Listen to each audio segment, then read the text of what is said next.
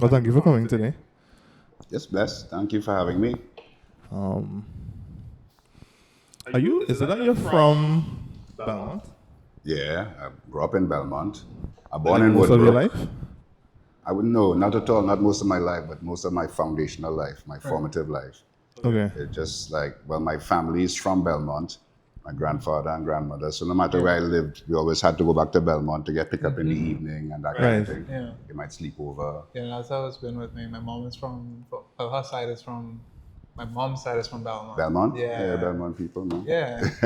Yeah, and What I'm part? also from Belmont, by the way. Huh? I Oh was yeah. included. Where are you from? Gonzales. Yeah, well, by extension, spent yeah. some time in Gonzales. Close enough. Sanders Street. Around yeah. there. You know that. Just by I'm the from police Pelaman station. Mila. Okay. No, I literally was in Gonzales. I just have like baby pictures of me. Mm-hmm. And then we moved to Valley for, I think, I don't want to say most of my life. I live in the think I valley for a spent- little while too, Simeon Road. Yeah, Simeon Road, Hummingbird Circular. Yeah, but I lived in Simeon Road, in the little gap there opposite Sparrow Hideaway. Sparrow Hideaway. You know where Sparrow Hideaway is? You know No. where Sparrow Drive is? Yes. Yeah. Oh, Big Sparrow Hideaway. oh, you right there? Yeah, I lived there for a while. But I mean, earlys. That was like in between Belmont and Simeon Road, Okay. the valley kind of thing. Now, when we moved, I remember most of like my life in the valley. But I literally have pictures of me like in the middle of the road In Gonzales. in Gonzales. Yeah. Because you could have I been don't in know the if it middle still of the road in them days. If? You could have been in the middle of the road in them days. So, yeah, I was looking it up and I was like, oh, he's from Belmont. I don't know. I just feel like, because I moved to Belmont for 2 years later on in my life, and I was like, I don't know, this is a vibe. Belmont. I really like Belmont. Belmont is definitely one of the So far outside.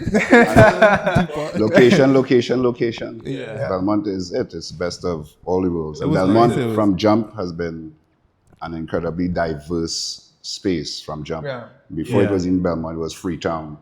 And the history of Freetown is that where the Okay. free Africans who Yeah. arrived in Trinidad, settled and lived, they were never enslaved. So Belmont have a vibe from early. Yeah. Yeah. It's just like a nice, cool place. Like, It's a beautiful place. yeah. It gets so cool any night. Or is it just, maybe it's just where I lived at the time. Where were you in? The hills or? No, I was in, oh my gosh, what's the name of that road? Archer? It's near Birmingham Avenue. Yeah, it was Archer. Archer Street. Archer and something. Was it Archer? Yeah, I think that's Archer Street. But the exact road that I was on, Maybe you was getting some Savannah breeze coming at you. I don't know what it was, but every night I was like in a blanket. I was like, this is extremely cold, but I love it. Yeah. So, yeah, that was that. I guess we didn't give your introduction. Oh no, yeah, well. I They should know at probably least I'm close- from Belmont and Simeon Road. I say at least everybody know I'm from Belmont and Yeah. Simeon Road and now Woodbrook. Yeah. Well, we have. Is it right or wrong for me to say a quarter or 1/3 of 3Canal? Currently it's a third. A third. Because But- John passed away in Yeah. thousands. That was a long time ago. Yeah. So, Right. you know, he was foundational. But Yeah. since then, most of Because I our was reading careers- up on it and I was like, I don't know what it was, but I was watching these videos. But then I'm watching the group and I'm like, why does it feel like, somebody's something different. missing? Yeah. It's like I was on TikTok the other day and they're talking about Scooby-Doo. Yeah. They're like, everybody's in the picture, but why does it feel like somebody's somebody's missing? missing? Yeah. And I'm watching the pictures of them and I'm like, And you know, it's interesting, even though John was there from the beginning to because I didn't 2000. I know of your music. I Yeah. didn't grow up on your music because 3Canal started when I was In even 97. 1997. I Yeah. wasn't born yet. I was born 2 years after. Well, you see what I mean? So- And when were you born? I So, probably wasn't even. yeah, I probably yeah. didn't even understand what life was like until like 10 years after that. So it's like I really didn't grow up on your music, but then I just saw like pictures of it. I'm like, why does it feel like somebody's supposed to be here? Yeah. Okay. All right. Well, that's interesting. You know, we meet Yeah. people up to today who would say, sorry for your loss. I was like, yo, boss, the man dead 25 years ago. But I appreciate it. Yeah. But it just shows you how forceful the impression he had on our beginning. You Yeah. know? And so much so that when we go in the booth, like afterwards to sing, there are times when we actually hear, like, because he used to sing a lot of harmonies. Yeah. So there are times where you actually hear his harmony when our voices combine. So his spirit is part of what we do still. Right. Yeah. And he was a real mass man. He was a real pan man. He had real fire. He liked to party and fet more than me. Yeah. So, you know, John's spirit is a big part of what we do still. So you would say like you're the second most to love to party. No, I'm probably the least. No, is there more than you like? Yeah, well, if you certainly go more out a than lot? me. You know, I mean, the others, they could have a time. I tend to dress back and take things in from the sideline. Right. Observe. Yeah. Appreciate the music, appreciate the vibe, you know. In the earlys, when I was, coming on the scene, we party, we dance, we went on a fete and all them kind of thing. But, I think getting involved in the mass, like deeply involved in the mass from the age of 19, Right. I didn't have a chance to develop a fete I thought it was habit. way before that is when you got involved. Sorry? I thought you got involved in mass like way before that. I was baptized in Juve at age 9. Okay, Yeah, but when I say got deeply involved in the mass is when I started working with Minchell gotcha. and what he was doing in a deep way, which we did for many years after that, and eventually then went on to start 3Canal. Right. So it's prehistory. I'm talking to you guys who were born in 2019. Yeah. 1980 So or something. has music always been in your developmental years? I grew up in a house full of music. This Grew up one in- sneak to close something. The window. Oh, all right. No Oh, was it? But you can continue. I'm right there. Yeah, I grew up in a house full of music and in an environment full of music. Right. Somebody calling, but Yeah. Because so like my father's had a vast record collection. Yeah. Growing up in Belmont was yeah, just because I was full just of about to vibes, say full of like music. in where my grandparents lived in Belmont, like my grandfather had these massive speaker boxes. Yeah. If Yeah, he's home, the door is just open and he has his record, the vinyls. Right, He would- exactly. He just have his music blasting. It's like For the neighborhood. me growing up, it's like the whole road don't need to know that. I mean, that vibe. Yeah. I mean, I think, we've changed so much over time that, Right. your generation, I think you're more cosmopolitan and more Americanized in that sense. It's like where everybody like keep to Inside, themselves yeah. and, don't mix and mingle. But Right.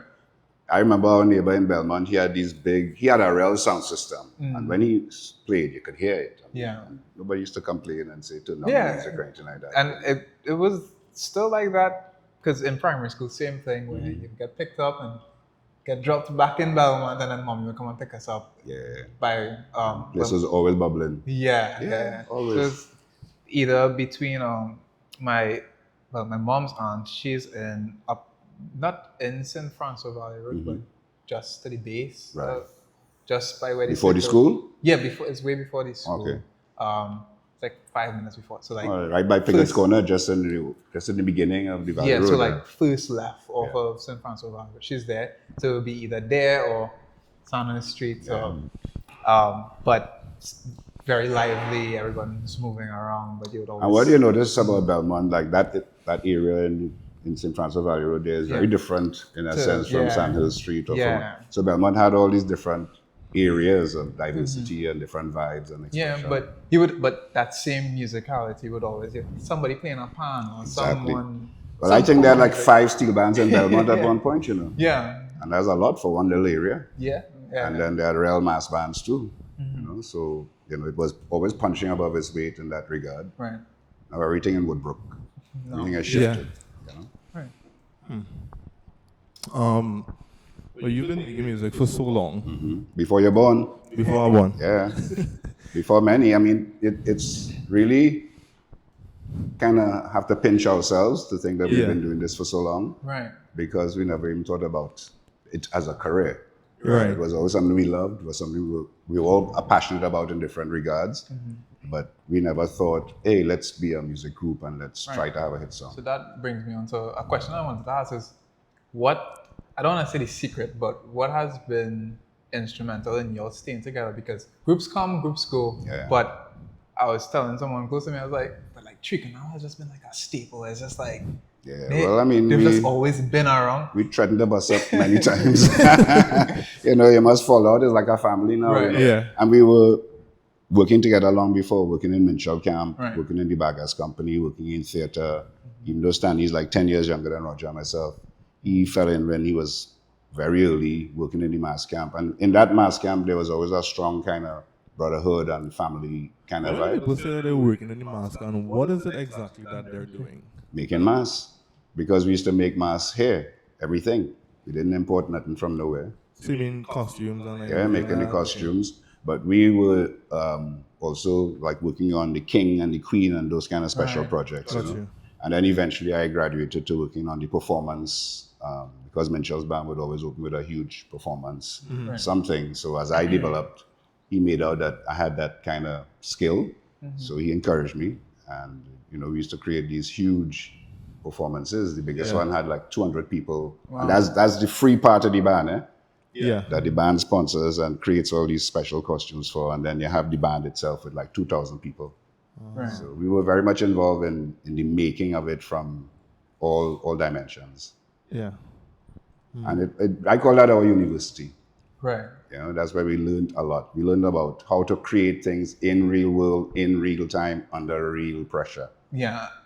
Because Carnival season is. Oh, you had to deliver the mass. Like it's like we know Carnival is coming up, but then it's like panic, run, everybody. Because it's a ritual. Yeah. We know it's coming. It's once a year, right? Yeah. But also working with like Minshall, who's an artist that has to be moved by the muse. Yeah. He doesn't have his theme from March for the next year.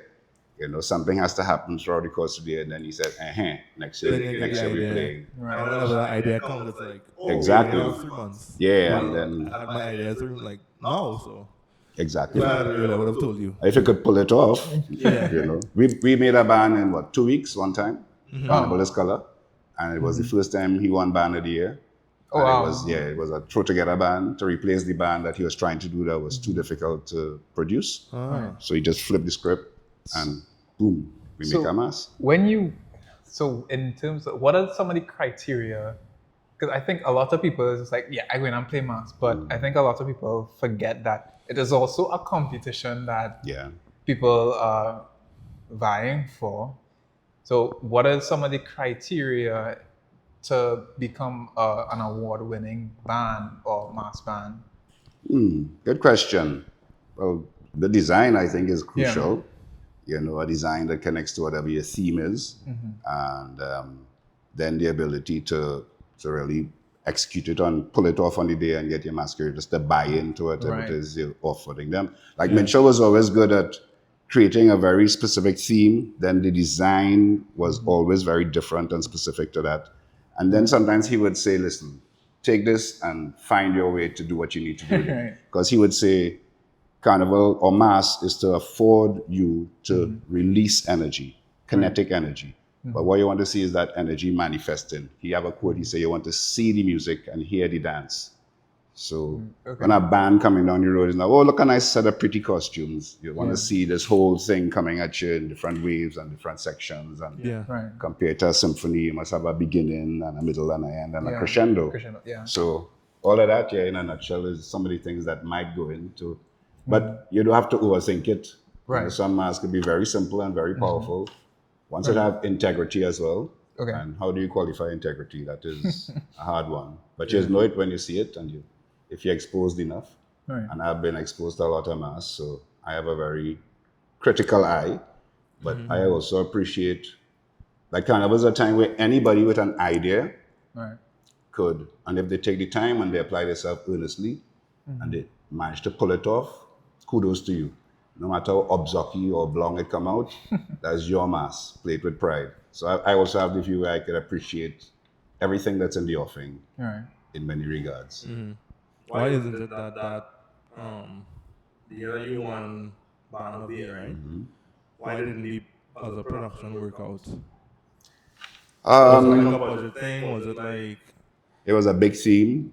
It was a heavy theme. Maybe the designs weren't all that realizable in the time that we had, and it was better sense prevailing at the time. Because as I say, if you wait for the muse to hit you, Carnival is February, and the muse don't hit you till late December. By the time you work that out and you say, okay, we're doing this, people's like, yo, what we playing? Pressure, I was just about to ask, has there ever been a time, afterwards, I was going to ask, has there ever been a time, you say, all right, I feel like there's a team, and then like a month in, it's like, oh yeah?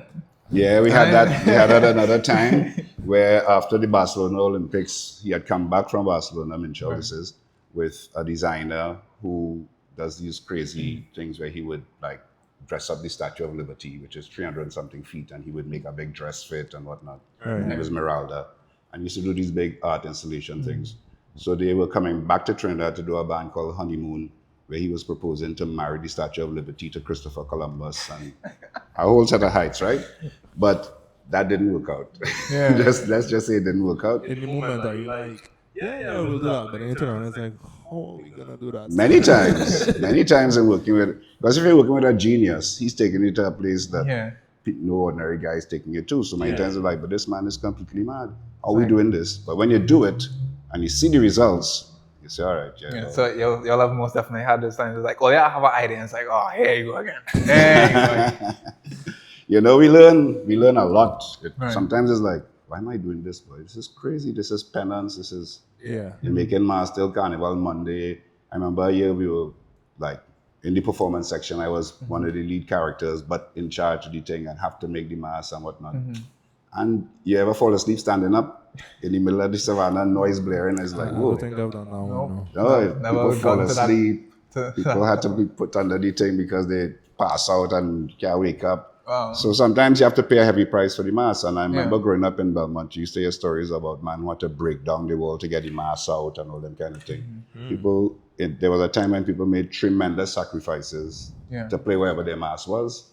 And we're just in a different time now. Yeah, I was just about to ask do you think the commercialization of Carnival has taken some of the art form? For real, man. Well, you told me to You talk. I'm like, I literally gonna ask. All you know what's going on here. Well, yeah. He seems to have great interest in how to make a carnival band. So I don't know how to talk about that. Well, my Sure. same aunt and my mother's aunt, but my great aunt, I guess. She used to bring a kiddies carnival. All right, nice. I So it's in just- your blood then. Yeah, They might yeah, say, you can say "Oh, so. Jabari presents." I don't know about that, but being at her mass camp, you know, it had a lot of, you know, it would have times where they would have, I think one of the years it was basically African roots.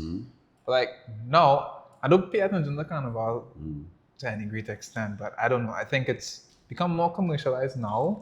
Well, yeah, it has become increasingly more commercialized now. Not just the bands, the fetes, everything. The whole carnival has become more commercialized.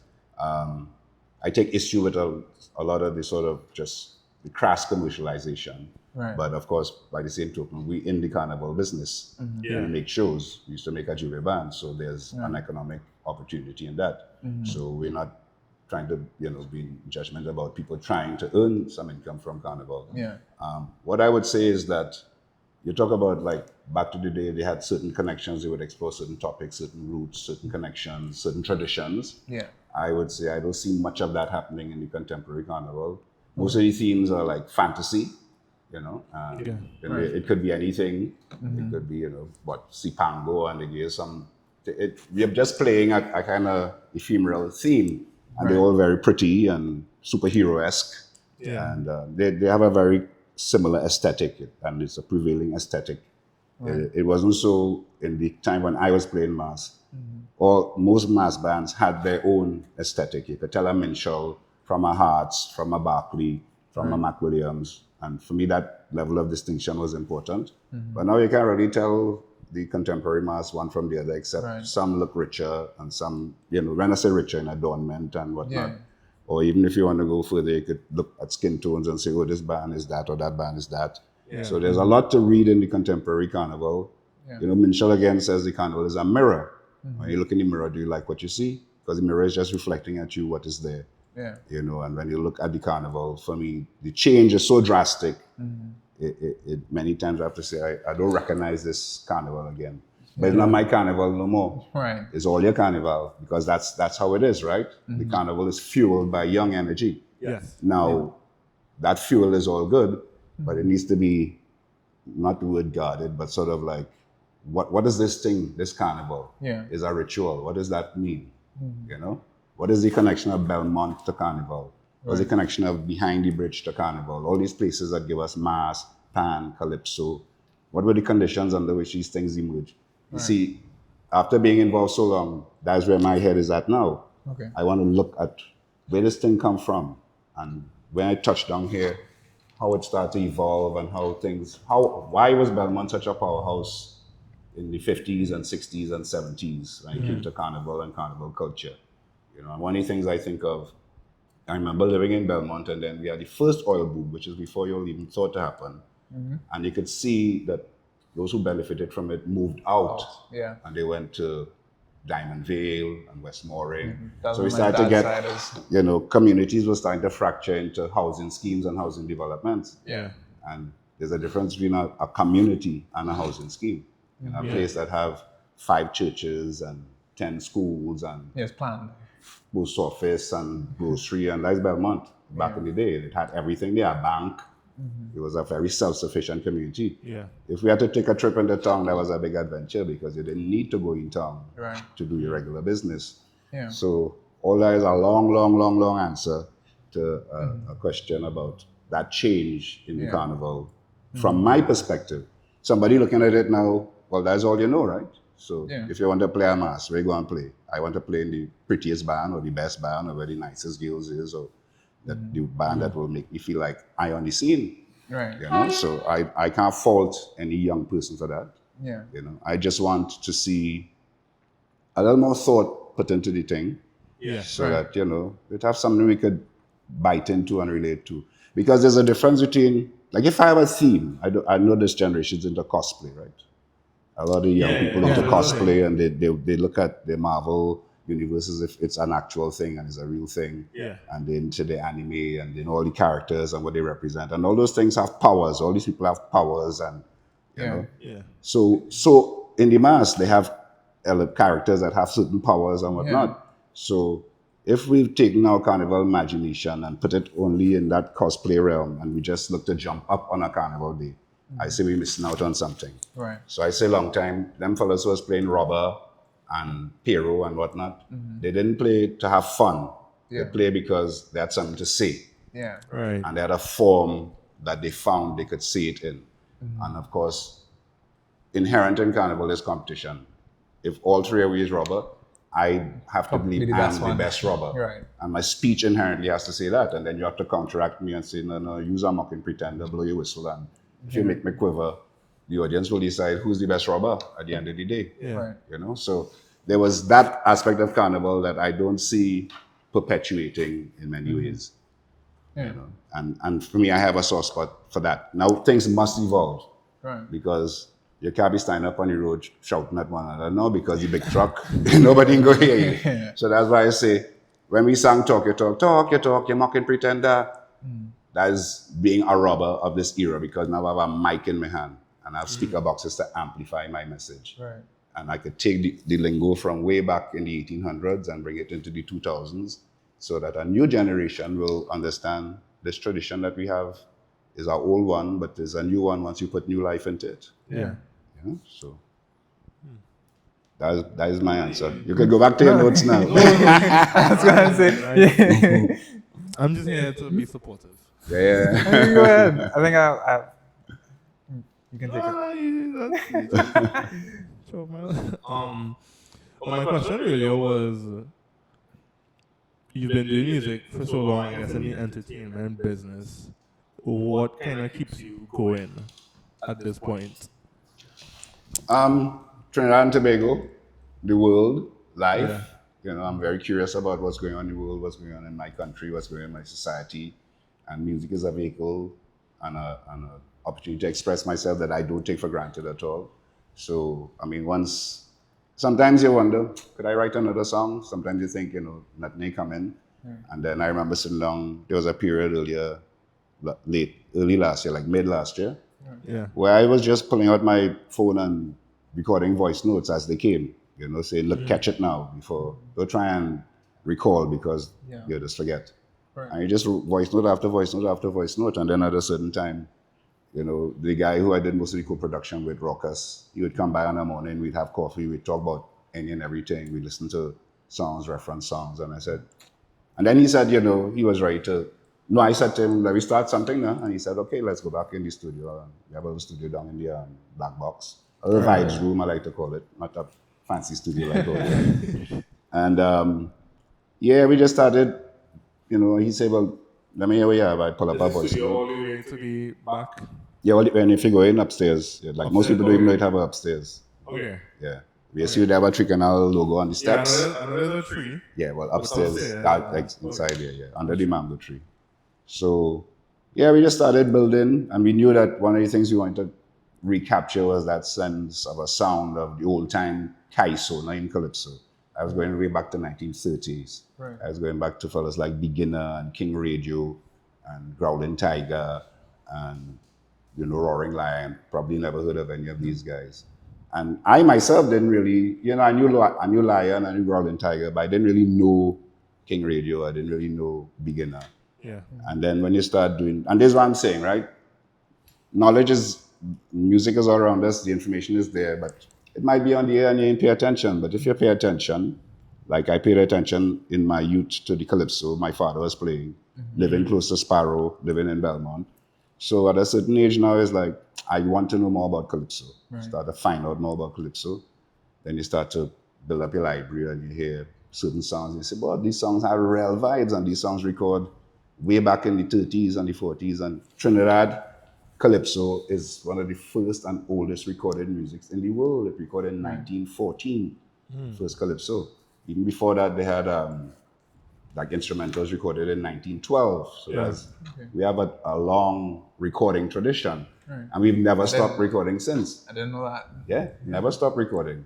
So all music around before R&B was even recorded. Right. Or rock and roll, which was only created in the 50s and 60s. So, and our music in the 50s, Calypso, an album called Calypso, was the first album to sell 1 million copies in the world.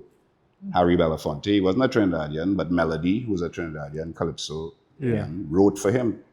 And he was able to, and Calypso became so popular that it was to the death of it. It became so popular, it was a fad. It was making, Like, everything was a on to the Calypso. next thing. So it didn't last very long, and on to the next thing. But in those days, Calypsonians got lots of opportunity to perform in the US and UK and whatnot and showcase the thing. Okay. So when you start to find out about the thing, you realize how much it have in it. So yeah, that's what keeps me inspired, keeps me going, working with younger people, working with, I met Rockus when he was 16 years old. He was in St. Mary's College still, and I had been drafted in to work on a production that they were doing. And he was a DJ and invited he and Gonzo to be our DJs in our second 3Canal show it was. I was like, yeah, well, they come true. And we had a bunch of young dancers, because one of the things I've always done is work with young people. Yeah. They have energy, and that's how I learned. I was like, we were told, because we have a friend that I think they said that I don't know if she was taught by you or worked with you, but Lilliput, I've been teaching Lilliput for 30 years. So I meet people who tell me, Uncle Wendell, you taught me. I was like, okay, thanks for reminding me. And most of them at Lilliput, they go on to do whatever. They're not going on to perform or anything like that. Yeah. But I think after they pass through Lilliput, after they start at 6 and they leave at 18, they're so confident. They're so aware of who they are. They're so ready to take on the world, and many of them do go on to do well. Yeah. Could you describe to people what Lilliput is? So Lilliput Theatre is an institution that was set up 50 years ago by Noble Douglas and Tony Hall. Right. Tony Hall has since passed away. Noble Douglas is still with us, still going strong. We actually celebrate our 50th anniversary this year. I've been with them for, I think, 30 years. I fell in to assist said John Isaacs, who's no longer with us. He was the instructor there. Yeah. And I came in as his assistant. Yeah. I didn't go to no school to learn no performance. So I didn't have that belief that I could teach. But after doing workshops with Minchell and Calvin workshops, he's like, yeah, you could teach. And he came and drafted me in. I paid very close attention to his approach to teaching. Yeah. And then after he left, I was like, whoa, this man just set me up and he gone. But and working with those bright, he had an exit plan strategy. But working with bright young people can be a very intimidating thing if you're not sure yourself. Mm-hmm. So it helped me to, not to pretend that I knew everything, and to say, me let me find out, and let's find out together. Right. And so Lilliput is one of them places where you come, you can dance, you can act, you could sing, I encourage you to write, and I'm not interested in your spelling. I'm not an English teacher because I don't want that to get in the way of your expression. You have regular class for that. Yeah. So sometimes people come, how to spell this, how to spell that. Just spell it. Just write it down. If you can figure out what it means. Just write it down. And then my job is to get you to express it. But I want it to come out of you as well. And I've been exposed to a lot of training informally by doing, working with good actors, working with good directors, working with choreographers, working with people who just know what they're doing. Yeah. And you trust that and just taking as much as you can. And that's what I do working with young people as well, I could be a little tough. I could challenge them. But they know I just cry easy. Once they reach in the hall and they're doing their thing, I have to have my 2 handkerchiefs because they can't do no wrong then, Yeah. I'm constantly amazed that they retain as much as they do and do all these things that big people can't do. Right. So, yeah, that keeps me young and engaged and interested in what's going on in the world. I guess you just basically have like an unlimited source. Not unlimited, but something that also keep you sharp as well too. Like they might come. Well, let's keep you sharp. They keep you on your toes. I never really thought about that, but let's work on this. And let's see where it could go from. Absolutely, yeah. They will propose things. I would say, what if we do so and so, and they might counter propose. No, what if we do so and so? It's like, yeah, that'd be a good idea, but I think we should do what I propose. Because my job is not to sort of like pander to them or give them what they want. Yeah. I have to give you what I imagine you might need down the line. So like Calypso, right? We did a production of Romeo and Juliet. And then, that's a big show. So we decided to focus on certain parts of it. Right. And the story of Romeo and Juliet, one boy from this tribe and this girl from the next tribe, and they don't get along at all, but they love each other. Yeah. And the 2 families, Bacchanal, right? So we set that in Tobago. So it's Romeo and Juliet in Tobago love. And the concept of Tobago love, where somebody loves you, but they're always fighting and all that kind of thing, right? And one of the things I said, if we set it in Tobago, then we go use Shadows music. Right. Mikey Shadows. So I started to make a playlist and bring in shadow music. And they put on one of his songs like, oh, what is that? It's like, that is for the show. You have to learn it.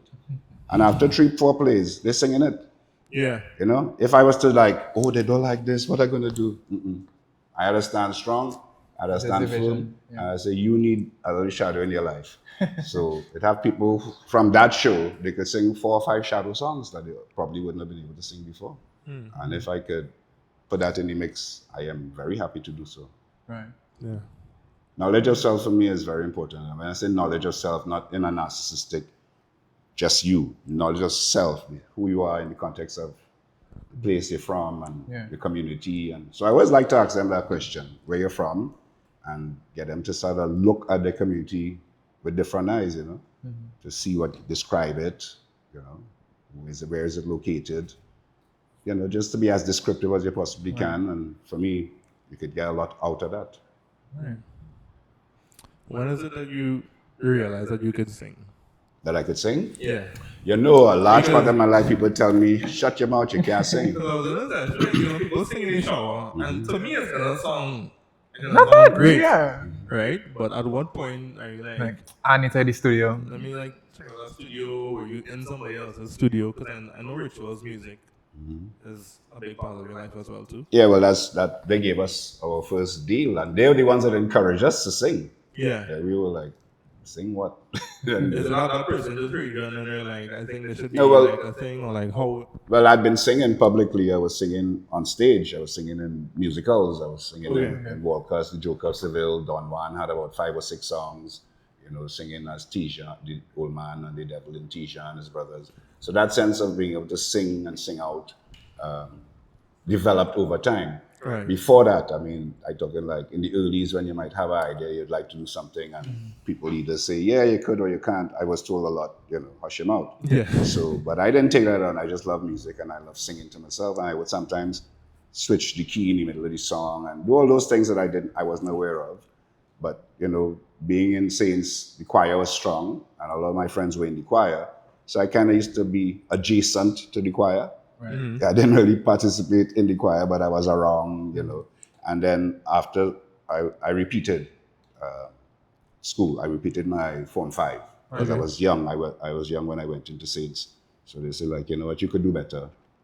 So they put me down to repeat. And it's in that time, and when I repeated and stuff, is when I actually got into the choir and started singing. And then out of that came the opportunity to do a musical, to sing a lead role. My singing, I always tell people singing is confidence. So my confidence definitely wasn't up then. I could make the notes, but it didn't have that oomph to it. But people saw the promise. Joined the 10th Theatre, where it didn't matter how you sing. Once you sing the song with some feeling, it was appreciated. Where we learned a lot of old-time calypsos, a lot of old Sparrow and Kitchener and Melody and a lot of folk songs, and all them kind of thing. And we used to perform. We used to go around every Saturday night to community centers and put on a little performance, and the community would come out, and then we'd walk around begging for money, and they'd give you, and then we go back and buy and make a big cook, and just enjoy being young and learning stuff. So singing was always there, but the opportunity to sing professionally didn't come until many years later. I always say by the time we got our deal, I was 30. That's 30 years ago, 28 years ago. 30, 32. By the time we put our first song out there, most people now trying that in their teens or their 20s. So we already had a lot of experience and development. We were traveling already. The idea of traveling wasn't a big deal for us. We were performing in other places, so that wasn't such a big deal for us. We were working in Atlanta on the Olympics when the offer was made to us. So, and I was out there for 4 months. And so didn't really respond to it until came back in Trinidad in September. And it's like, yo, this man real harassing us to make a song. Because he heard us sing, or he heard that we had sung at a birthday party for mailing. And all we sang was happy birthday, and somebody went and tell him. And he said, oh, you guys, you have the look, you have the this, you have the that, let's make a song. So we wrote a song. Is that how this work? He was French. He is French. Jean-Michel Gibert is his name. He was the guy in charge of Rituals Music, and his wife at the time, or his ex-wife, Lorraine O'Connor, she was also involved, and Roses Hezekiah. They were the three that set up Rituals Music, which was a big thing at the time, because the label prior to that would have been Kiskidi Caravan that brought all those big Kiskidi songs out, and brought a wave of local music. And urban radio started around that same time, 1989. It was around that time. So they came on the scene afterwards. They were like the next big thing. And a lot of the artists they signed were like Brother Resistance, Andre Tanker, Kindred. A lot of the artists that were formerly on that other label kind of found a place with them. They had Super Blue signed to them, Mangal Patissa. So when they offered us, it was like, all right, well, they didn't have many labels around. So we took up the offer. But we didn't sign the deal they offered us. We changed it to an artist development deal because we literally didn't know what we were doing. So we used... What was the deal that they presented, and what did you end up? They're kind of like an artist deal, and you sign and you have a 6 single, and we'll do an album, and we'll do a this, and it's like, yo, we don't even know. We asked from where we'll go. We need to find out what we're doing.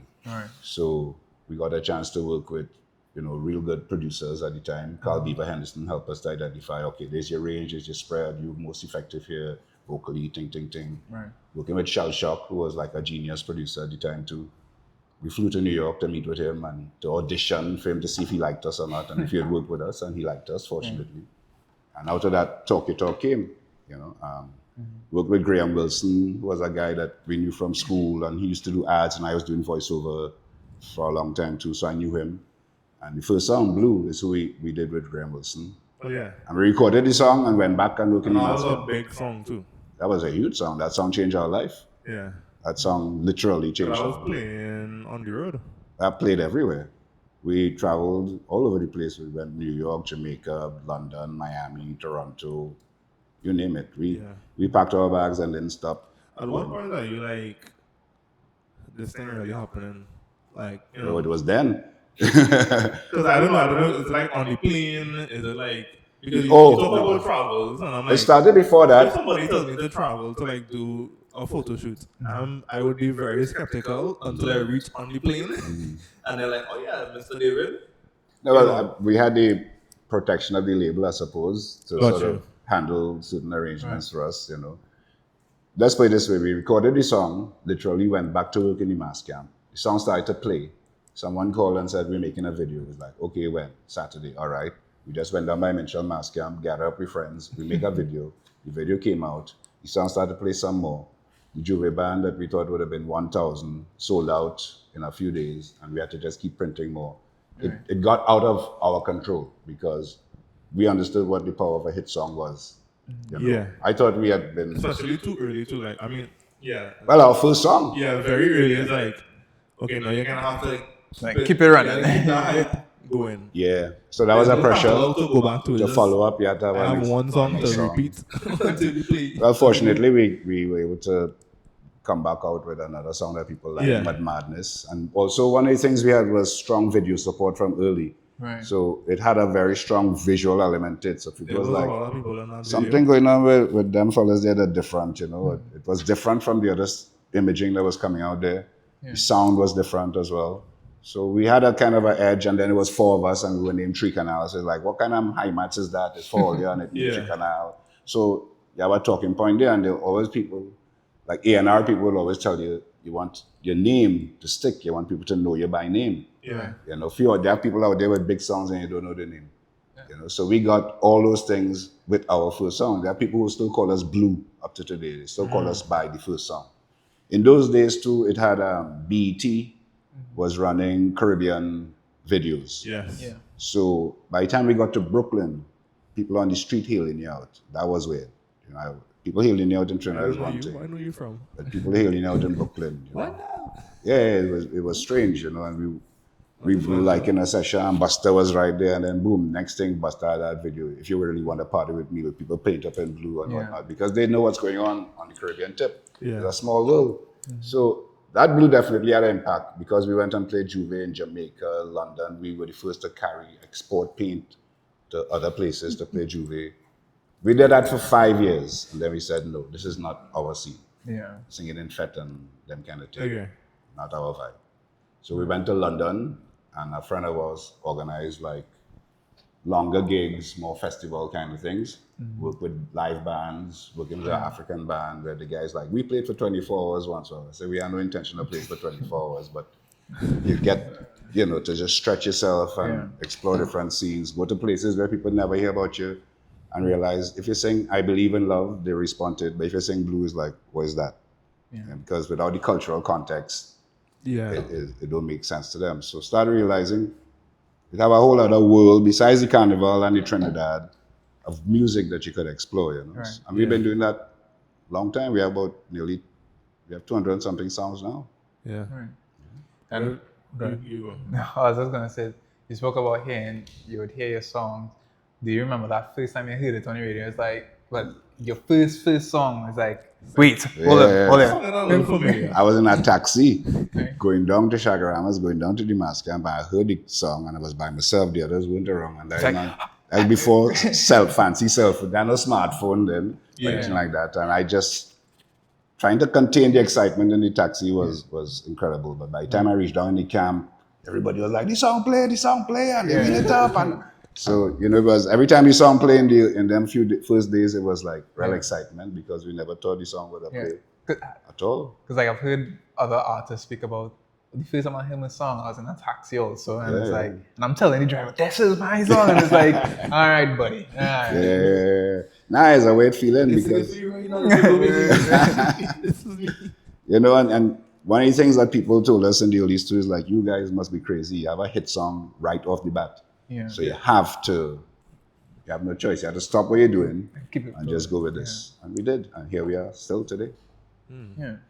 How soon after you said you did the music video? From your recorded couple weeks after. Not long after at all. Okay. It was Daniel DeFentala and Walt Lovelace, who we still collaborate with up to today. Walt Lovelace and Chiwa and a couple other people. They had a company, I think it was Earth TV or something at the time. And they literally said, we are shooting a video. And it was like, okay, what do we have to do? Show up. You know, you call your partner Robert. Were you in paint? I think you were. Yeah, we all were in paint. I had paint all in my mouth. And I look back at the footage like, yo, what's going on here? Yeah. And then, you know, after we do the first take, and he said, no, you have to do it harder than that. Yeah, full on takes. And then we do the next take, like, and I like, wow, next one. It's like, that was my best. You're 100%. Yeah. So you didn't even understand how much energy is involved in like getting that performance and how many takes you have to do and all that kind of things. Performance, you have to be a little bit extra because it's very hard to translate through the screen. Whereas like in person, I could like see your face and like, I could understand like what's going on. But through the cameras, like you have to be like a little bit more now. Yeah. And then like, in our group, it's like, hell yeah. I know I do my best. It's like, all right, yeah, but buddy in the back, Exactly. he didn't get it. So we had to do it. I was Exactly. like, come on, dog, please. Sometimes you're doing a big shoot, like we've done shoots with the whole cast, and it's like everybody feeling good, and it's that one guy in the back looking so. yeah. Oh, anytime I see a group shot in a video, I'm like, who was watching the camera? Because I know somebody always looks and they're like, okay, am I Like on we have- frame yet? We have a new video, a one take video, and it's like we did 3 takes, and he chose the best one. Right. Yeah. But the one we chose, there's a guy off to the corner of the frame looking. As soon as the video starts, I was like, you don't see it until you watch it like a million times Yeah. too. Because in the moment, you're like, you're really just focusing on the main character. It's like, Let me go back and pay attention to everybody else. this was a great shot before, but now it's not. It's not as cool. No, it was kind of, that was like one of the most relaxed, real videos we ever done. It's called Where We Going, and it's, the whole idea was to just be really as laid back as we possibly be in the space, but the space was decorated like a Taj, very almost Costco, and then we put all these dias on the ground.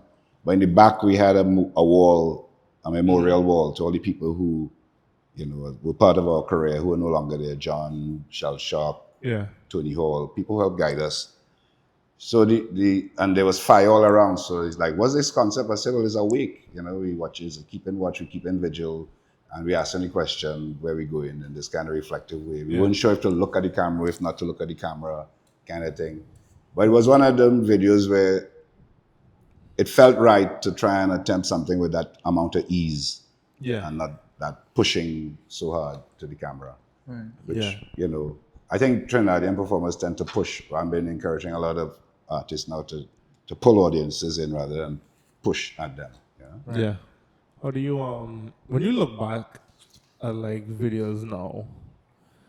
Because I was watching, what was it? Shark Boy and Lava Girl. Mm-hmm. You know that movie? I was forced to watch that movie with 3D glasses Great show, by the with way. my nephews. Whenever I visited them in North Carolina, I watched it to the point where I got a headache one time with the 3D glasses. So I'm very familiar with it. Yeah, I saw it recently. What was it? I went to some kind of event and they had like a kids section and they were playing that on the TV.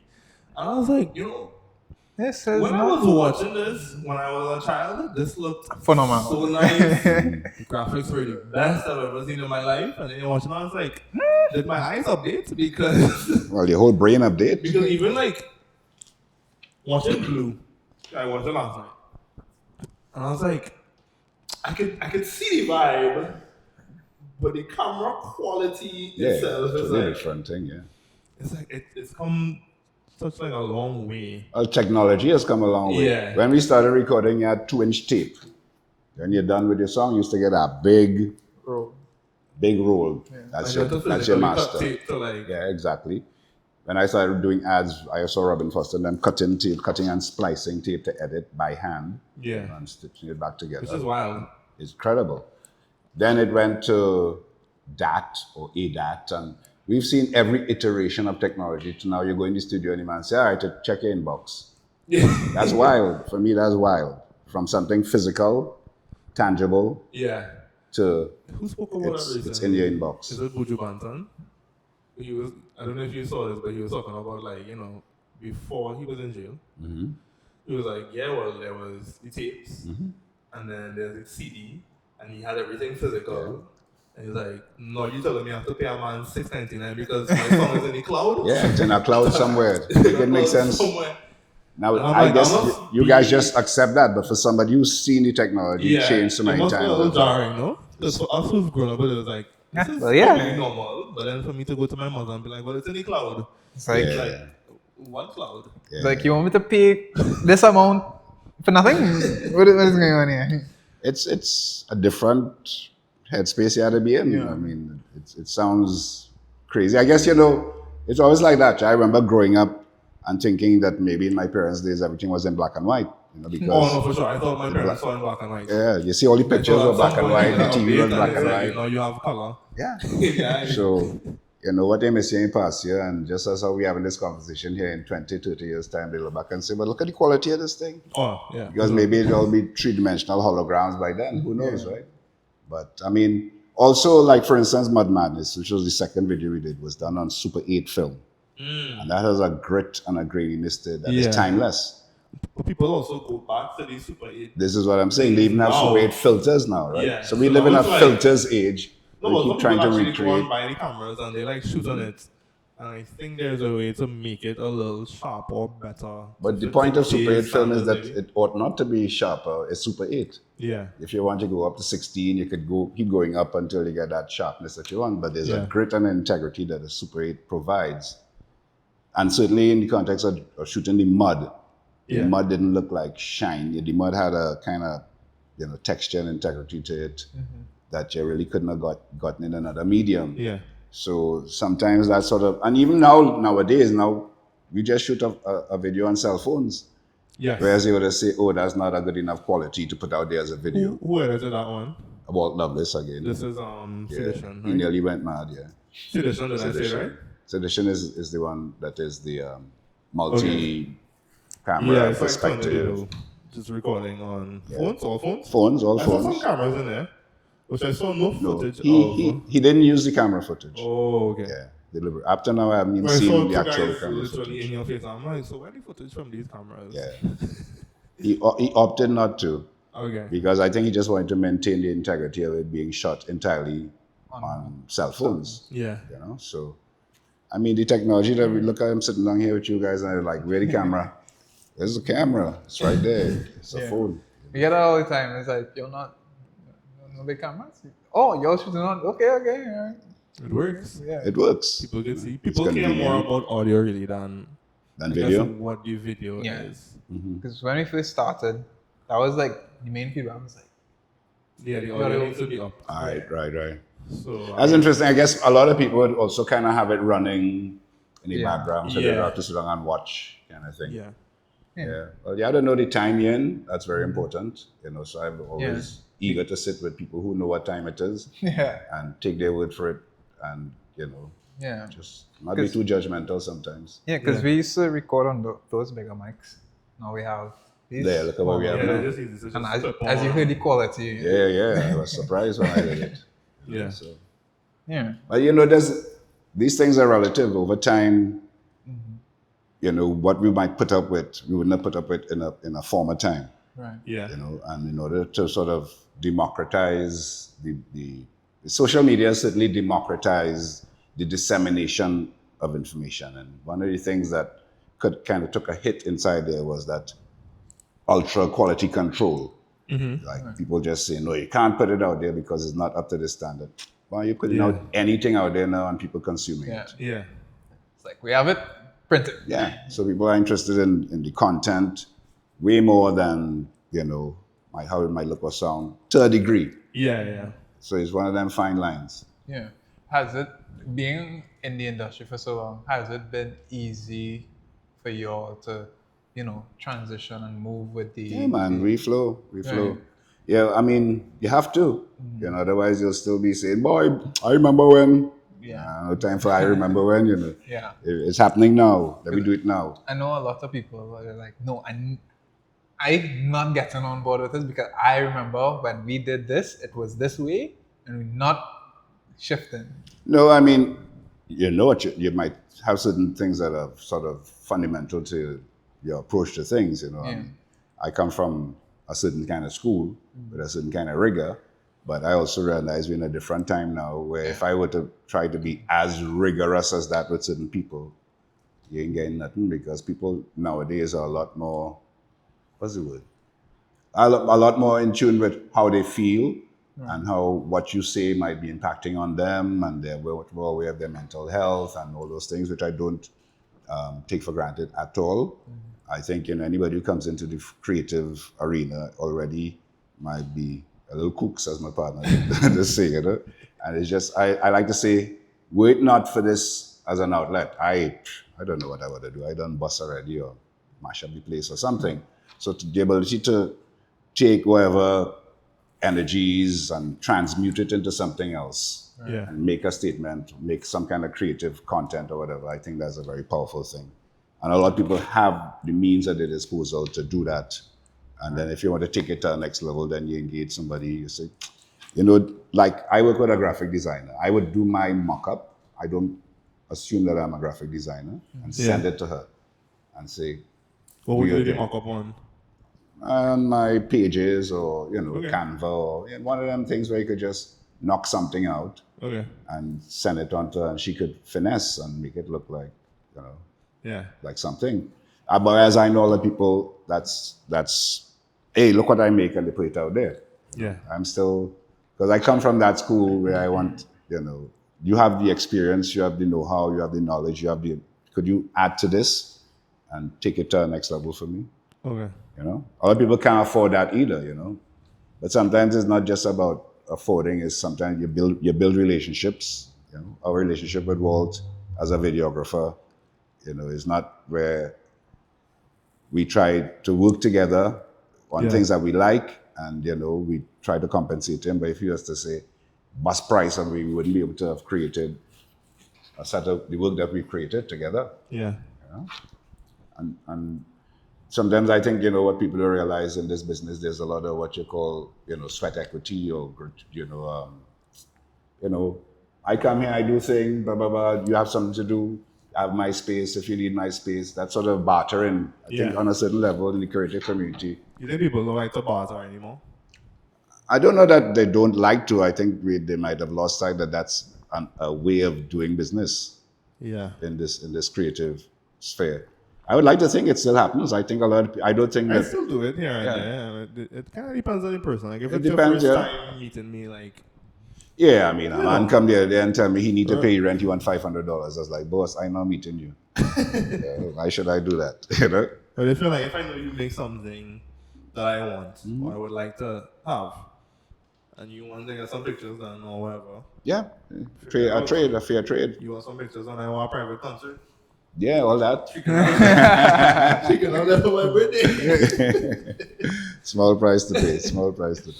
So I just asking about that because I don't know. I feel like everybody is very much like is that money. or Money. nothing? Yeah. Well, you know, I have observed, right, that it's difficult to get people to just sign on to something. Before we had the Academy of Performing Arts and whatnot, Yeah. people would just, you want to be an actor, you find a group, you fall in, you pay your dues, people make you out, eventually you're on the stage and you might, you know, start getting a little pay or something. Yeah. Certainly when the first time we got paid, when the 10 theaters, I say we used to pass change and frolic with the money, have a good time. What did you build spend your bonds. first paycheck on for music? What did I spend it on? Gears. I like Gears? clothes. Gears. Oh, clothes. Yeah. Okay. I like three things. I like clothes, books, and music. So, you know, Okay. the music and my You remember specifically what it was, or I don't you just knew it was clothes for sure? yeah, more than likely. Okay. Because you know, you had to be on stage, you had to be out there. You had to, Yeah, that too. It does cost to be a it musician. is costly. As like with you somebody really have the to other day, be- it's like you're an your artist, but wardrobe you're has not to be looking like on an point. artist. Yeah. People judge you Yeah. And constantly. it's like, oh well, I've been to 3 concerts and he's worn the same outfit. Yeah. Must You're be on paying it. him. It's amazing, you know, one of the first things people comment on is your shoes. Right. Yeah. Like, yeah, artists have to have the shoe game on, as they say. Yeah. And so it's like, yeah, all these things are part of it, right? You know, as I say, I was working with a young man the other day. He's an artist, but when I look at him, I'm not seeing it on you know, just at a glance. I'm not seeing it. And what is it that makes somebody look like an artist or not? You know, Yeah. It's a They're fine line. expressing themselves in every I should see it, feel it. When you open your mouth, it's reinforced. When you speak, when you sing, all those things, you know. Yeah. So that's why, like, I guess every time you kind of get into hip hop or zest locally, you have to have one of them changes, a signifier. You know, if you get into, depending on the genre you get into, you'll have certain looks that could say, all right, that man is a calypsonian, or this fella is a zest, or this man is a soca man, or whatever the case is. But in all scenarios, it's considered the aesthetics, the appearance is part of the thing. Yeah. You know? What are some of the other things that people may not think about that goes into being an artist? I don't know. I feel like I never really hear about the economics or of being an artist. Well, yeah, a lot of people. Like, what really goes into like, okay, you make a song. I mean, I know a music video is not the cheapest thing to A produce. music video is not the cheapest Even thing to making produce. a song and all, yeah, the people A song studio is not cheap to time, produce. engineering, mixing, mastering. So a song and all these things are investments, right? Yeah. And you're hoping for a return. So the vast majority of artists operating in our arena, their opportunity for a return is to have a song that people will request them in the live performance arena. Right. Because that's where the money is to be earned in these parts. In live. Yeah, live. Because even if we do stream, we don't stream the numbers that could really make significant remuneration Gotcha. in the short term. We used to sell records back in the day, like a lot of records. Now everything in the cloud. Now everything in the cloud and everything streaming. So streaming is almost like your music is up there and people have accessed it. Yeah. I remember going to a conference many years ago where the guy came from Denmark and he says, you need to see, it was a copyright conference. He says, you need to see music like water. When you open the tap, you get water. It's free. But somebody has to pay for it somewhere in the back end, somewhere along the way. So your music's supposed to just be available and then they'll pay you somewhere in the back end. Most times it's to see you perform or to get some merch or to, what are the other many ways people do GoFundMes or buy me a coffee or depending on the level of the artist you are, right?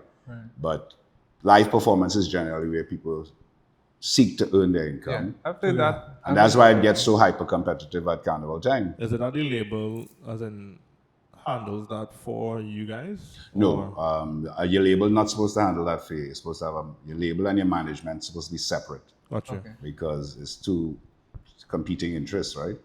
So Yeah, both of them want your money. Yeah. And you're depending on your manager to ensure that the label hold up to their end of the arrangements and plus your manager.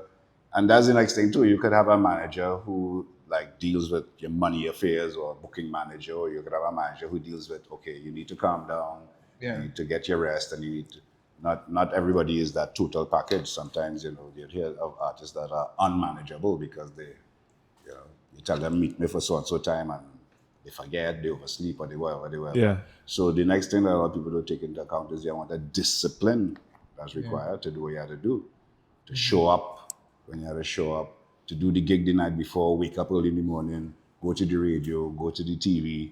That's why I see a lot of artists in the shades early in the morning on the TV because it's just like, it's a grind. And especially because everything is concentrated into a season, it gets even more intense. 3-4 months or so? Yeah, about 3 months. Some people travel, so I guess some people's seasons are... Yeah, well, they travel and so they're going non-stop. Yeah. So that makes it even more of a grind. Like I said, the first 5 years we were on the scene, we didn't really unpack our bags. We just kept going. Yeah. You land up in a city, you don't even know where you are because you just... And the other thing that people don't understand is not as glamorous as it sounds to be flying here, there, and everywhere. Oh, no, it's not fun at all. It's not fun at all. I don't think people realize backstage is not looking nice at all. Backstage is not fun either. You're just standing there waiting to do your thing. Like, I've been backstage and I'm like, let me go back in front because this is not as nice as I thought it was going to be. Yeah, well, I was shooting something for somebody and I was like, it's cool to be here. It's nice to meet people. But also, all the theatrics and entertainment is really in the front. Yeah. Well, yeah, because as it should be, right? Because half the time, if you come and see us backstage preparing to do a show, it's boring because everybody in the zone, everybody just quiet, everybody just doing what they need to do to go out there and do what you have to do. You can't be in the backstage having a time, and then by the time you reach on the stage, you have nothing to give. So yeah, it's not as glamorous as it seems. A lot of people just get very quiet, look in the mirror, and not that they're looking at themselves, looking past themselves. You might be visualizing something, keeping your voice warm, not trying to exert yourself in any kind of way. So yeah, just learning that it's work. People coming out to work. Like from early, you realize if I go and do all these fets, I can't be drinking. Like the people who come to the fete drinking. But by the time I reach on stage, they tight, them tight, everybody tight. My work will be impaired. My job is to, and you'll find a lot of artists don't drink. Yeah. Because they have, after they do this, they have a next one to do and a next one to do. Yeah. So it's a lot of hard work. It's a real grind. But if you get that hit that you're seeking, you'll be surprised at how much is involved. When people start calling here, there, and everywhere. Yeah. What about being an artist? I guess shocked you the most. Where it's like something may have happened and you're like, I really wasn't expecting the life to be like this. It might have just been like so exhausting. I guess during the season, it could be interactions with supporters, fans, that kind of thing. Well, I mean, there's never a dull moment, especially when it comes to interacting with fans and supporters. They always tell you fan is short for fanatic. Yeah. So they might be bounce up some fans that really give you a hard time. And that's where you have to have your minders ready to. And when I say give you a hard time, they might be being kind or being zealous or whatever, but it's like, right now I'm tired. I just got off stage. I just did 3 I'm shows. sweating. So as much as you appreciate your fans, sometimes it could be a little difficult to disengage. We don't really have that problem too much because we're not really in all those sort of frenzied arenas. What we do is a lot more controlled. Right. We have the thing in the backyard. We have the show at Queen's Hall. Yeah. So it's way more controlled. But there are people who appreciate what you do and they want to touch the flesh with you and you make yourself as available as you possibly can. Yeah. We had, in the early when we did the spectacular children shows, we had to have like security extract us and have our car waiting and jump in the car because we were being mobbed. Yeah. We went to Venezuela one time to perform in Valencia in a festival, and we didn't know if they know us, but the music started. I don't even think they knew the music at all, but they were just responding to the vibe, and by the end of it, they were throwing people up, and they said, well, that's what they do. And by the time we came off stage, man, they wanted earring, they wanted a chain, so literally we had to be extracted again and jump in the van. Going to India and having people storm the stage and come and dance and things like that. You just never know what to expect, and you just have to be ready for anything in a good way. Yeah. Has there ever been a moment or a point where it's like, I wish I could have just go in the grocery and not have somebody walk up to me. I just want some peace. I just want to be able to walk the savannah and nobody know who I am. Has there ever been a point where you kind of think, anyways? Nah, I mean, people call me if I go St. James, I'll hear Wendell, I'm just hailed back or whatever the case. So you go in the grocery and you bounce up somebody, they recognize you, have a conversation. There's no skin off my nose, I like the fact that the level of makeout that we have, I can still walk down the road normal, and somebody might make you out, and Trinity's do a thing to where you'll hear them talking about you. It's like, hey, that's... Hey, fella from 3Canal. Do you just get like a feeling? Like when somebody recognizes it's like you hit in the back. You get like a feeling. You could tell, And you know what happens to me too is like a double, triple take. It's like, so you see people watching you, so you see me watching you? I was like, I see you watching me. Or you know what happens to me too? My voice. A lot of people recognize my voice. Right. So when I speak, then I see some people do a double take and say, oh, you're the guy, whatever. Yeah. So, I'm doing this a long time, but as I say, I like the level at which it's at. It's not like, I'm not being mobbed. Yeah. If one or two people make me out, I'm grateful. I remember I was with my mom and we went along Circular Mall and Marshall was there. Yeah, well, Marshall is in another category. Yeah, because Marshall was there. We went to Pennywise and came back out and Buddy was in the same spot. I was like, all right, you got stuck there until... That's the downside of it. That's the part, having tasted some of that, is like, that's the part we really not into. Yeah. I want to be able to walk the road and go in the grocery still and be go a in the regular market. person. And people might know you and you could talk to them and they say, hey, you're real pleasant or whatever. You look so serious or whatever the case is. I was also going to ask you that, like, do people think that you might be stuck up or like an unpleasant person? Just because you might, I don't know. Maybe it just might be like your face. You just look like you're upset. And I told him like, oh no, he's cool. Yeah. But I laugh a lot. Yeah. I don't have a serious face, but I laugh a lot. I think I'm a balanced kind of fella. I'm serious, but I have a good sense of humor, and I love a 20-year-old talk, and I love meeting people. And I have no time for stupid talk. If somebody talking stupidness, sometimes I'll just sign off. But I could be aloof in that regard, but I would like to think I'm real approachable and down to earth. Right. Do you think also it's because of your height as well? To maybe people are like All that. Yeah, people, Because when I people first met you, I was project thinking, things you onto are you. very tall. You find so? I'm Well, I only mean, 6'2". you're a little taller than me. Maybe I have a tall stature. Maybe I think I hunch my back a little bit as well too. Yeah. So, but yeah, you're a little taller than me, and I think I don't know. People just kind of assume that even me. They're like, you okay? Yeah, alright. So I'm like, yeah, I good. I chilling. Yeah, This well, is just have a serious my face. regular face. Yeah, serious. Yeah, serious thinker. Yeah. When is it? When did you decide to cut your hair? Yeah, What was the reason? What was the reason? I was working in London. I'd gotten a project to direct a play, and we'd also been commissioned to do music for the play at the Barbican, which is a very prestigious venue in London. We were commissioned by the Oval House. The play was written by a Trinidadian, a colleague, a schoolmate, Christopher Rodriguez. And while in London, I had suffered a really bad case of sciatica. And I had to be getting like acupuncture and a lot of treatment and stuff. And then it turns out my locks were really long. Right. And I never used to have them down. I used to always have it tie up. So it turns out it was like when I was sleeping, I was like distorting my head and my spine. Okay. And sometimes if my hair get away, I'll get all tied up in it and whatnot. Right. And one day I kind of had a vision of my locks down to like Roy Cape length, and I said, no. And I knew my back was giving problems, so I cut it. I told Roger. He was Wait, sure. I just know thinking about you would sleep with your hair tied up. Yeah, I didn't like it down because it get all tied up in it. Yeah. No, you said it and it just kind of it went in there, went out of there, and came back around. So it was always tied up behind here, you know. Because I thought you'd at least take it down to sleep. Well, maybe I ought to have.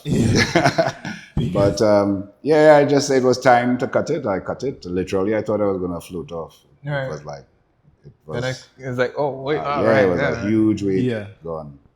And being in London, and you had to study if you could wash your hair today because it bleaky, and Oh yeah, cool as well too. yeah, cold and bleaky, and so it's just like, just do it. Yeah. But it was one of them things you do, and up to now it's like, I prefer you with your ass. I remember when you had your ass, but that was like 15 years ago or more. I cut my hair, and when I cut it, I used to wear hats like this because it was somewhere in between. Yeah. So but people attach so much to your hair, your locks, especially if you have big locks. So I always make a joke. I say I cut my hair so I could eat meat freely, and people ask. So people wouldn't ask, "You just eat meat?" Yes, I eat meat. Yeah. No, right. You asked, No, I was just gonna. So you would have cut your hair in London. Because like I've thought about like cutting my hair out of this country. I feel like I personally, if I had to cut my hair, I'd come back home.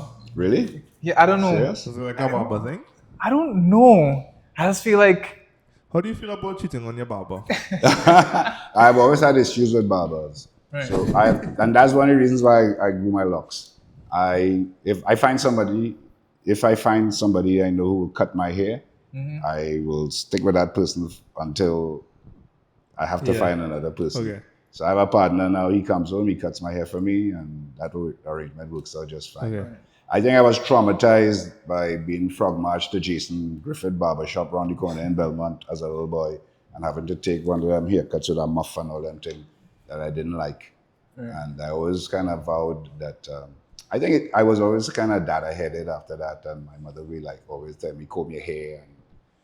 And that was a form of resistance on my part. Okay. And I realized when I started growing my locks was also at a time when I was getting like real big roles and stuff, and the director would always say, you have to cut your hair, and I'd be like, no. And I would get the role, So it was also, I guess that was a phase of my life where I was kind of like just challenging ideas of who I was and how people saw me kind of thing. Yeah. And there's a Native American philosophy that says that, at a certain stage of your life, you grow your locks as a sign of your warriorhood. But when you pass through that phase, it's time to cut your locks, Now I'm an elder, I don't need to. Oh. prove that I'm My warriorhood got to about this length. Ah, And then I Yeah, was like, mine also got over there. And Yeah, like, that's all but right. you didn't have locks. No, oh no, I just had twists. Oh, You're right. I had proper locks. Then they got to like here. it's a rite of passage. And And then then, I you was know, like- they have issues around black hair and good hair and soft hair and all kind of hair. And I think it's one of those things that you just challenge, you know. Yeah. Yeah. Hair is tried one of it. them things. But is that what you're asking about? What Yeah, prompted nah. you to cut your hair? Me, there's just too much. It was time, right? Yeah, it was just too much to, because like when my sister would like retwist my hair, that was like 3 hours. And I was like, nah, Exactly. I A lot of mental. have other things that I could think I'm gonna go spend back 3 hours. What? No, I was thinking in my head and then it came out. Yeah, in my no, mouth. it's just. What prompted you to cut? No, I said I think I'm gonna go bald this year. Okay. Why not? Just- Why? I've A Shaolin look. just try it and see how it looks, how it feels. Oh, you never But know if I till go you try. bald, you know, next year, then I know like I could. My face looks okay. Well, I have a philosophy. Hair grows. Right. Yeah. I mean, those of us who are That too. fortunate for your hair to grow still, hair Don't grows. go So. back. It's not a big deal. Give me Don't like be 6 afraid, months guy. to a year. If you go like clean bald, I'm gonna go. Yeah, I'm gonna do like clean bald at some Shaolin point. temple kind of bald. Yeah, it's shiny as it can be. If the barber have like a polish and machine, I'll do that too. Yo, amuse yourself. So, was that? Yeah, that's that. Oh, I had a question while you were talking there, and then I forgot about it. What is?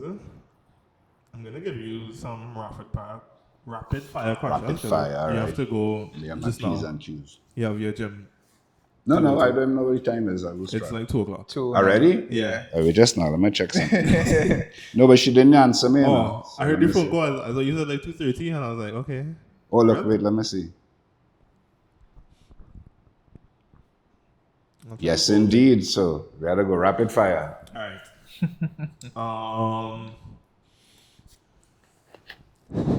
Right. My rapid fire question. Okay. If there's one song I ask this to everybody that makes music that comes on the podcast, if there were one song that somebody would run into of 3Canal, what would you hope that song would be? Because I always ask like, My pet song is Walk in Beauty. sorry, Walk in Beauty. Walk in BT. Yeah. I always ask like, what's your favorite song, that kind of thing, and nobody like really has an answer. No, that's hard to But have. I think it's very easy to answer. Like, okay, if somebody was to stumble upon us, what would I want that song to be? Yeah. So I kind of always get like, what? Walk in Beauty is not one of our like out front hits, but it's one of those songs that every time we sing it, the response to it is tremendous. And Yeah. it was impossible for us to close a show without singing that song for a good period of time. It's actually the Okay. first time in a long time I'd have it on the set list. Who's the best dressed member? I would like to think me. I think Roger's the dapper-ist of us all. Like he's like the Roger dandy, is the tall, not the bald bald-headed. head guy. Yeah. Tall bald head guy. And then there's a shorter bald head And guy. there's Stanton. Right, yeah. So, Roger is very dapper. But Yeah. I just think I have good style. I know you said you do. Well, this is separate a little bit. When you have a hit song, do people that didn't talk to you before Yes. then not reach out to you? Like, Hey, by the way, hi Wendell. Yes. I talked to you like 5 years. Yes, You and then the talking next about, year, "Hey, just so it's Wendell." not so big, the phone doesn't ring as much. Yeah, that's part of it, to be honest. That's why I say when you get a hit song, it takes you into a whole other dimension. Yeah. If you weren't doing music, what would you do? Or what would you like to be doing? Teaching? Teaching? Yeah. Okay. Well, I feel like you teach also the same thing, right? Is it not? Well, I Because you're mean, still doing that now. I still teach here. Yeah. So if Meaning things that you don't do now. Okay, if I weren't doing music and or teaching, Yeah. fashion. Okay. What is an item that you would like to own that you currently don't own? I always had one of those Breitling watches with the blue bands as a kind of a wish list item. Pritling watch with the blue band. Yeah, they cost a little bit. I know the name. But I've gotten over that. right.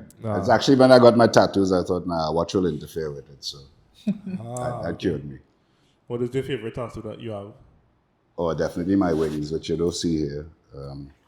One side is a dragon and one side is a hummingbird. And it's inspired by an Olive Senior poem that talks about the need to exile yourself and to sort of like commit ritual, hasakari on oneself, and to lend your voice out to the animals and they'll return it to you, and to die and be reborn and fold your wings into a heartbeat. It's a very intense poem, but it's about rebirth. It's about just not being afraid to die and be reborn. Okay. And you have to do that several times in your life if you get to be my age. Yeah. If you could, I guess, drop out the face of the earth and, I guess, retire in a country, where would you go? Like, nobody knows about you. I mean, if you want to have your past memory, that's up to you. But like, where would you go? Like, Yeah, more like I escape. yeah, it's like Great a escape. Japan. I would want to retire in Japan and just be on some kind of ranch or farm or whatever over there. Just Somewhere at the top of Scotland. I went Scotland. up to the top of Scotland to a place called Findhorn many years ago, and it was one of the most beautiful places. A little cold and chilly, but I have fond memories of that experience. yeah. Where's your favorite place that you've traveled to that you performed? I'd say India was the most interesting place that we traveled to perform. But London is always good. London came like a second home at one point in terms of familiarity with the scene there and moving up. And it was also a staging point for us to go to places in Europe and things like that. Yeah. So London is also a place that I could see myself living fairly easily. Yeah. Where was the first place that you performed that maybe you would have shed a tear? Because you're kind of like, we actually This is beautiful, man. Cuba. people actually singing our music. Yeah, Cuba, to go to a place like Cuba, at the time when we went, and Castro was still alive, and to perform in Cuba, and the band that was there, Los Jóvenes del Son, it was a big band. They were like, come back, call us back on for an encore, and to be well received in a place like that, that was special. Okay. I give you real time. Oh, One all right. question.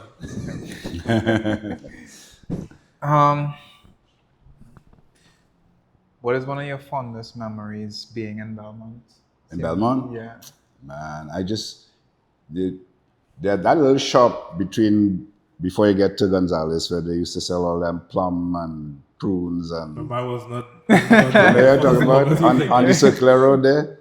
Oh yes, the Circular red Yeah, store. Yeah, little I know shop it. right there. Opposite to the, I think it's an orphanage or something. Yes, close to That's the three, yeah, right? exactly. Is it the Y? Why? Okay, past the Where St. hospital. Jude's is? You Hospital? pass hospital, right? Making the bend into Gonzales. Well, Belmont. Yeah. It used to have a shop right That's on right. that. Yep. Yeah, and that had every variety Yeah. of Chinese condiment you could think of. But generally, just the environment of Belmont, because they had that shop there, they had Hands Up the road that was Yeah. selling Paradise Plum and things. Then on my corner, you had Louis that was selling Morby and Rock Cake and all these. And it was like from another era and another time. And I just love the sense of community Yeah. that Yeah. Belmont gave me as a foundation. Yeah. That's why I keep saying I'm from Belmont, even though I only lived there like about 10 years. Yeah. I've lived in Woodbrook 30 years, so All right. I just say I'm from Woodbrook now. Because granted, I ain't that old at all. But like when I think back on like when I was younger in Belmont, like it had a roti shop. I don't remember it. On Norfolk Street? Yes. Yes, Singh's Yeah, Roti Shop. with a big door. And they used to sell all kind of thing in the shop. I just remember that roti. Yeah. I think back on that roti to this day. And then there are Mongols on Katie's Road, which was like Yeah. top-notch roti as Yeah. well. Yeah, So, man, good thing to Rosslyn. do. Roslyn. Is it not Roslyn? Yes, Street? Roslyn and Archer. That is where I live. Roslyn Street. Roslyn Street, okay. It now came back to you? Yes. No, 'cause I don't know what it is that he said just now, and I was like, Roslyn. Because I remember having to go on Archer to then get onto Roslyn Right. to where I was living. So that's why.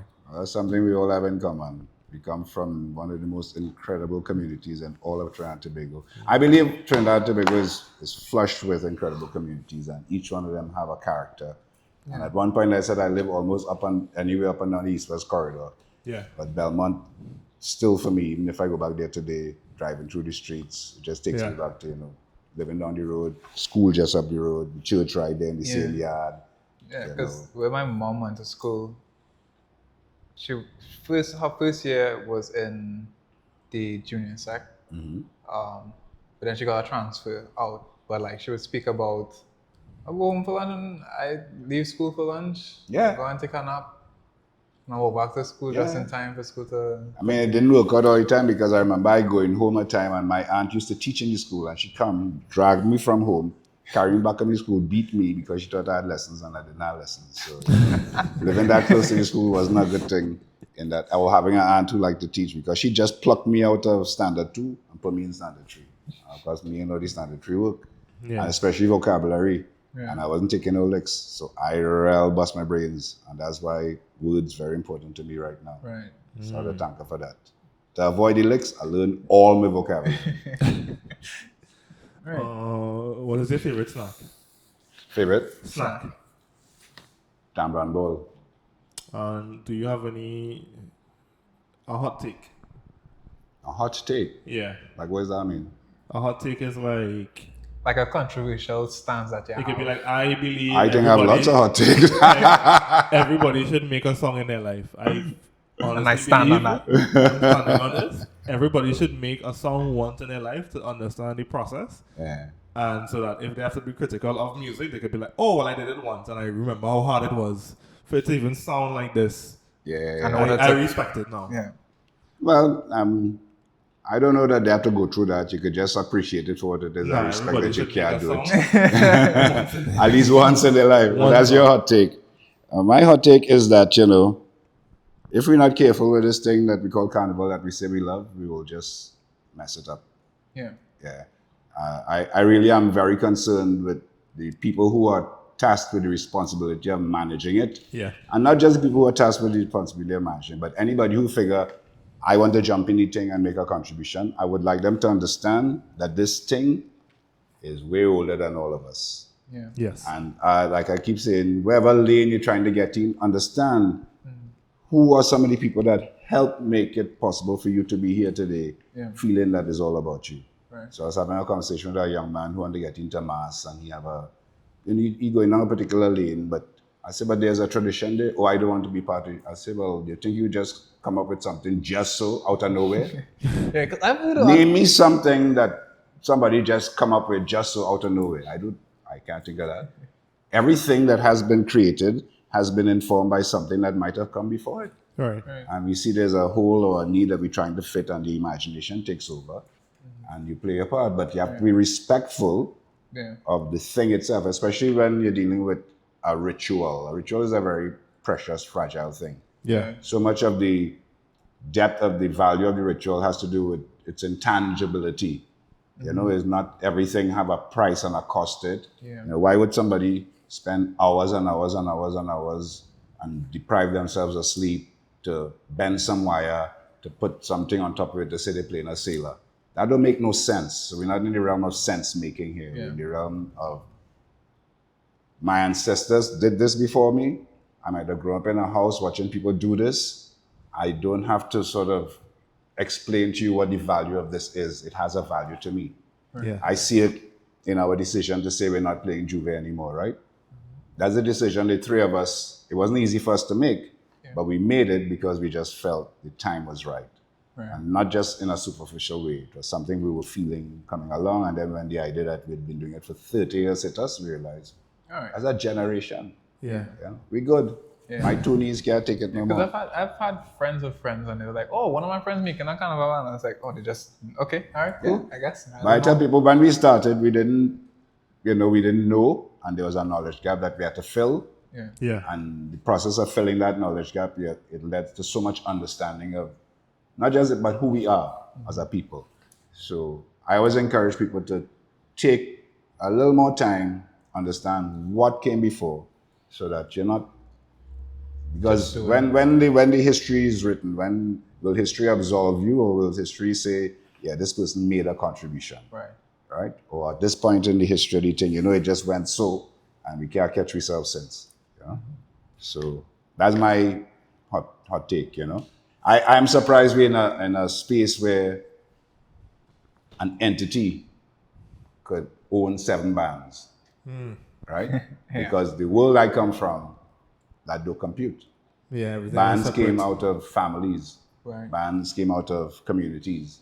Bands came out of groupings of people who was like we come together and do this thing, right? Yeah. Now we have corporations owning brands that masquerade as bands that trade in tons of product, i.e. alcohol.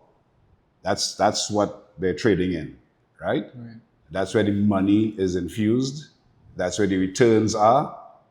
And then everything just falls in line from there. I say enough there in that regard. Yeah. That's a hot take because it's like passionate. It's like I am standing on this, and nobody. The passion is clear for me. The passion is clear. Yeah. You know, because I think we just need to respect the thing. Otherwise, it might be in danger of killing the goose that laid the golden egg, taking it for granted. You know, there's a spirit. And what's the value of a spirit? And how do you guard a spirit? If you have a flame, like in all them anime things, if you're the keeper of the flame, your job is to make sure that flame don't go out. You know, like that Olympic flame, that flame burning since Lord knows when. If somebody can say, boss, still the flame gone out, that's the end of that. Yeah. But that is here, right? But that is also, we all buy into the Olympic spirit. There's watch the flame travel all around the world. It's just a goddamn flame running around the world. But the metaphor, right? The symbolism. So we have to see inside the thing is lots of metaphors, lots of symbolism. It's not a superficial thing. Right. Thank you for coming. I appreciate all of it. Yeah, man, bless. I think that was my trainer calling this. Oh, okay. We good there, gentlemen? Yeah, great. Thank you Jabari. for coming. Thank you. Jabari. Absolute Are pleasure. you performing anytime this month? I'm performing tonight, Oh. the 7th at the Black Box. We're also performing on the 14th, Valentine's night at the Black Box. And then we move to the hall and the show opens on the 22nd of February. 22nd. Okay, and well, runs this until will the 25th. probably be out on the 15th. Oh. So if people are listening, go to that show. 3Canal show. Log on to the 3canal.tt. 22nd. Check it out. You can get all the information there. And we'll link everything as well to Bless. promote it. And So, you all are very welcome to attend the show. sure. Yeah, I insist. I'm not Could I bring inviting my you. mother? Bring she. I more want to bring my mother than really. I would bring for myself. Sister could be like, Mommy, come. Yeah, good. Yeah.